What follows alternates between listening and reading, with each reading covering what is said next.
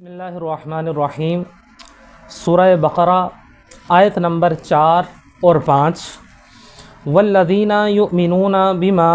انزل الیک وما انزل من قبلک وبالآخرۃ هم یوقنون اولئک علی ھدی من ربہم واولئک هم المفلحون۔ کسی بھی شخص کا کوئی بھی کام اڑا ہوا ہو، پھنسا ہوا ہو، اور وہ چاہتا ہو کہ اس کا وہ کام جو ہے وہ منزل تک پہنچ جائے، اس کی کوئی خواہش ہو، وہ خواہش اس کی پوری نہ ہو رہی ہو، تو اس شخص کو چاہیے کہ تہجد کے وقت میں اٹھ کر یہ 2 آیات تہجد کی نماز ادا کرنے کے بعد